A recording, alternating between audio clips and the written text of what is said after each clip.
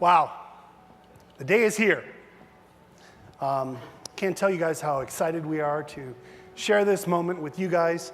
It means more to us that our #1 fans are here, assembled in this ballroom, to watch the unveiling of something that is a real passion and a dream for us. It was important to us that we actually make something that was equally monumental, something that would blow your mind, something that would make you feel like, wow, this is what online gaming is going to be for the next 15 years. And it is August 2nd, and it's afternoon, so it's finally time to talk about EverQuest Next.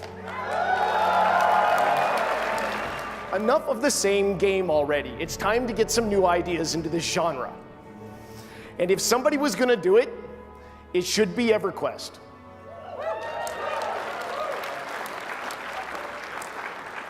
Again. Now, not everybody is familiar with SO Emote because it's only in EQ2 right now. But SO Emote, just to recap for everybody, is this really cool tech we have where you can have your webcam on your monitor, and as it faces your face and you move your face in real time, so does the character's face move inside the game. And that kind of effect, whether you're triggering manual emotes or using SO Emote, it looks like this. And I think you'll see that expressiveness like this just does not exist in any other game. As you're moving through the world and you encounter a low obstacle, you can just sort of vault over the top of it without any effort, or slide down a hill, or be able to jump up and grab a ledge and pull yourself up, or rough and tumble off the top, maybe even a double jump in the air. What multi-classing is when you start the game, there's 8 different classes that you can pick from. Each class has a couple of weapons that you can choose and a handful of character abilities that go with it. And then as you go out into the world and you start exploring, as you do adventures and as you talk to different NPCs, you'll find opportunities to acquire new classes, to collect all these different classes that are out there. And there's more than 40 or so classes out there in the world for you to explore and find. Something we have always wanted to do as designers and game developers. There's never been a time in my 25 years of building games where we did not have this conversation at least once when we were starting a game. We wanted to be able to blow up anything, anytime, anywhere. So you don't know what's going to be set up, and that's a big part of the game. So as you go through and you try to do things, the world will be reacting to what you've done, and you will be making change.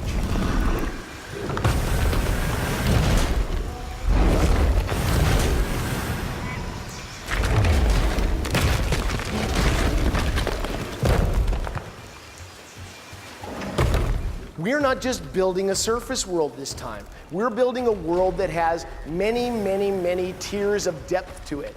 As you explore through all these tiers of depth and stuff in the world, you're going to uncover all these dynamic quest opportunities. And as you explore through them and you choose what you want to do, and remember, the world is destructible, so you don't have to wait for us to reveal it to you. You can just pick up a pick and start making a tunnel. You can just explore through this whole area organically whenever you want to. And as you explore through this and you find these different quest opportunities, occasionally we'll have earthquakes or events in those quest opportunities will collapse caverns and stuff like that, and we'll recreate new areas procedurally. So as you explore through the world, it's constantly changing and you're constantly finding new content.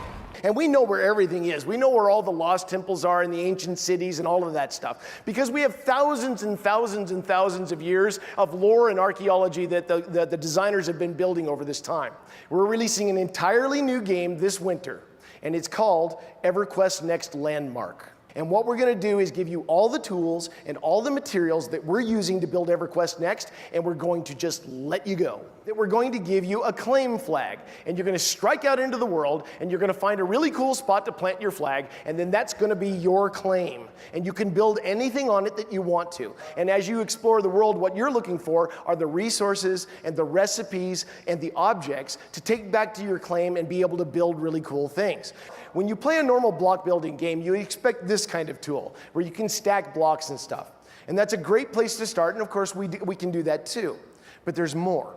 Because in our game, the voxel brush can change size, which allows you to very easily and very quickly create an amazing amount of detail. You can also use a bevel tool to cut different angles off the block, as well as a smoothing tool to actually change the vertices in real time to be able to look eroded or smoothed. And when I say smoothed, I mean smoothed. In a regular block building game, this is what a sphere would look like. In EverQuest Landmark, this is what a sphere looks like. This is a time lapse of actually building. It represents about 22 minutes of real time. And as you can see, maybe they stack blocks to start with, but with those tools, it's really easy to make things look eroded and smoothed off, and it's very, very simple to use. What do you guys think? You like it? It's amazing. Oh my God. I love the new graphics. I thought it was fantastic. I think it looks really good. You feel like you're playing in an animated movie.